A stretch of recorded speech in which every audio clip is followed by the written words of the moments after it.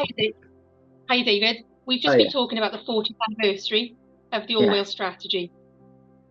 So, I what do you think life would have been like for you if the strategy hadn't happened?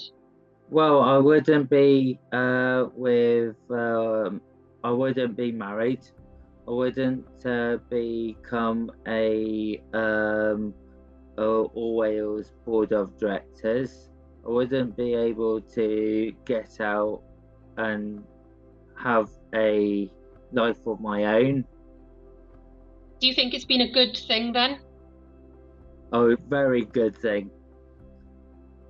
The way it's been done, it makes everything less harder. People can, I felt like I can get married, and I have, and I've been able to be with you guys as board of directors. Do you think anything still needs to change? Yes, I would say one thing needs to change a bit more is how people can be together. More people need to actually get out more.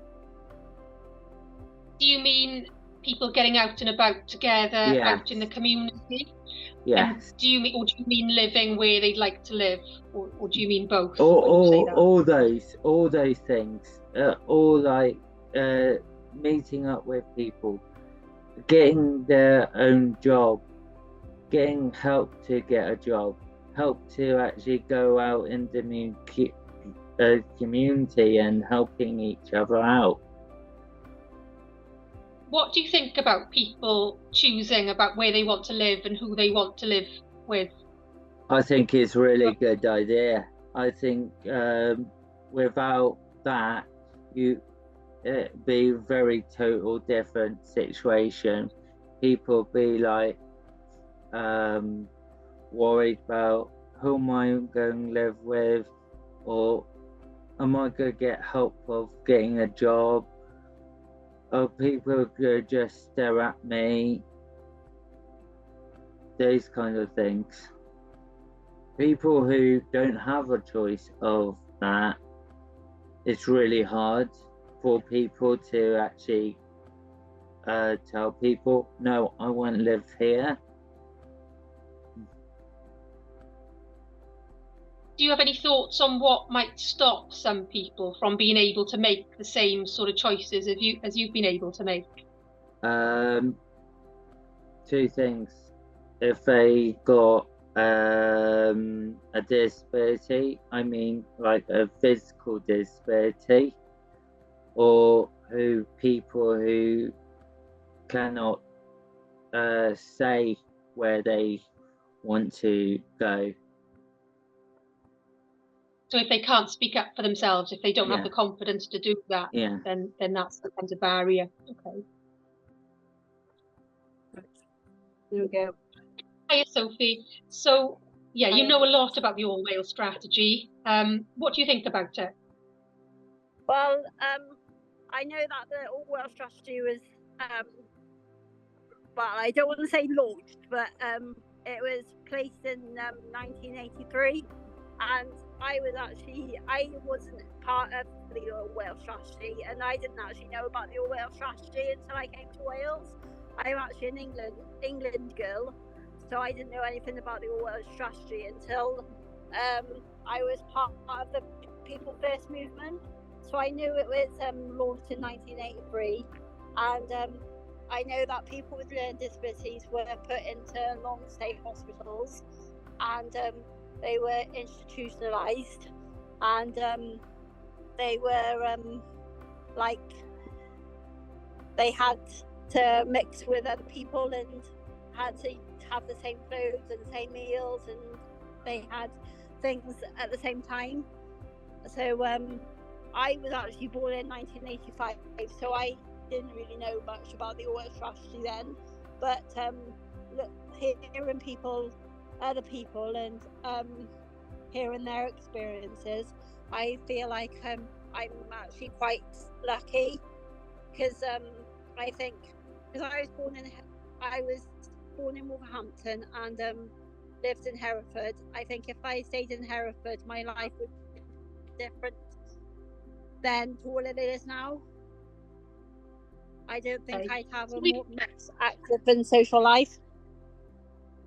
So if we look a bit more closely at what your life is like now, the kind of things that you do, and then reflect back on those things you just talked about, you know, where people lived in hospital settings, etc.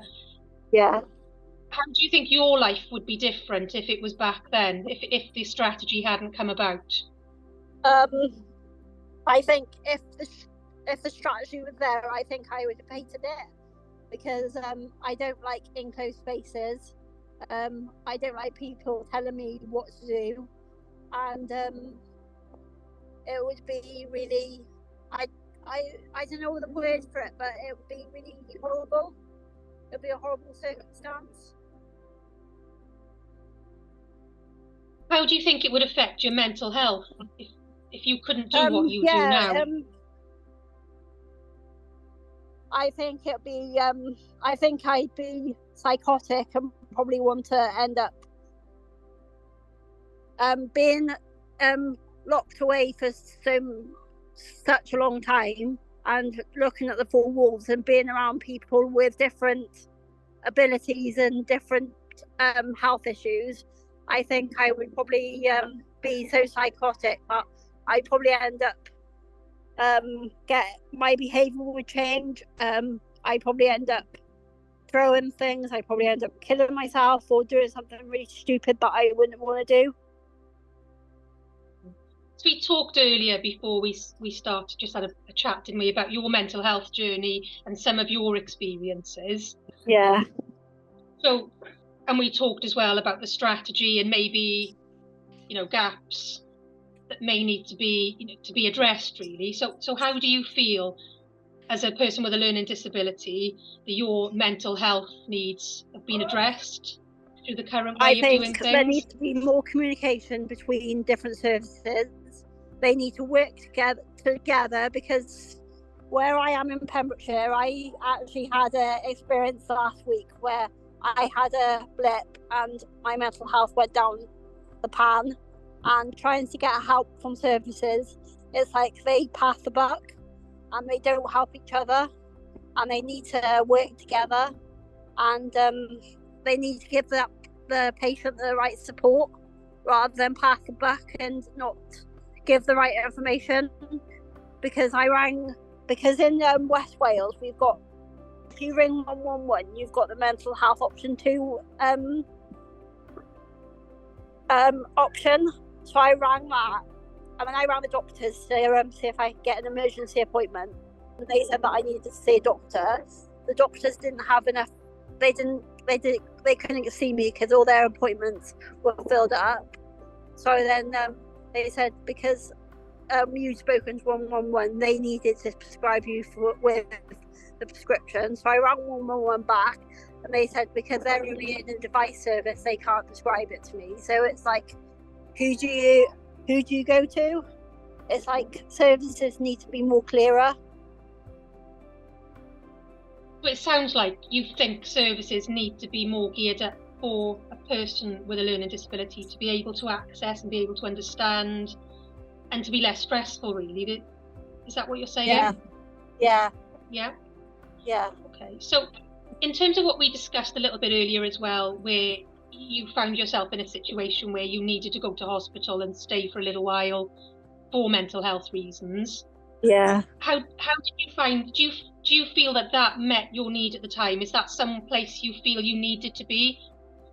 Well, I was so ill at the time, back in 2016. I didn't really know where I needed. Do you feel there was enough support there in terms of a person having a learning disability? No, not with people with disabilities, no. So they were mental health professionals there, but not necessarily people with the right expertise of learning disability? No. Yeah. How do you think your experience might have been different had you been better supported? I think with the right support, somebody actually sitting down with you one-to-one and actually explaining to you what's going on and stuff. So I feel emotionally frustrated and upset because I want that emotional support, but nobody's giving it to you because nobody understands what I'm going through. So we just had a chat about the All Wales strategy and what it might have meant for you back then. So we've talked a lot, haven't we, about how you felt during COVID, during lockdown, and not being out and about in the community. How do you think life would have been for you back then, before Wales strategy? I would really be upset if I was locked up in the house if I weren't allowed out, and really annoyed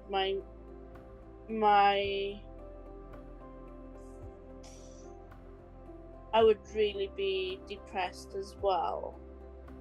Definitely depressed, like I used to when COVID was around. So how different do you think your life, is now? With 40 years on from the strategy, we've talked a lot about how you get out and about and you're really, active with groups and that. Definitely different. I'm happy. I'm normally excited when I go somewhere. And even I get excited when I even go out with like a family mum. Are you still going out and about on the bus with your friends independently? Yeah. I do catch a bus now and again on a Monday with my friend Katie. I do catch a bus with Katie. I have just not long just come back from my fiance's. I came back Monday. How are things going with your wedding plans? Great. The rings have been done. My dress, obviously, of the bridesmaids has been done. Is this something that's important to you to have the choice about, being able to get married, choosing who you live with? Very. Any news on whether you're planning to live together once you get married? Have you made? Yeah, we have been looking as well, but nothing yet. So that's still a little bit of a barrier for you then? Yeah. The being able to live together and find somewhere that you can spend time together on your own. There's a flat or a house is Auntie came up and told us about it, and his nan was going to give him a ring. So do you think there should be more help available for people with learning disabilities to get on the housing ladder somehow? Definitely. Either through renting or buying? Definitely. Or through part ownership is another thing, isn't it? Yeah. Because you've looked at a few options, haven't you? We've chatted about before, but you seem to be hitting a wall a lot of the time by the sounds of it. Oh yeah.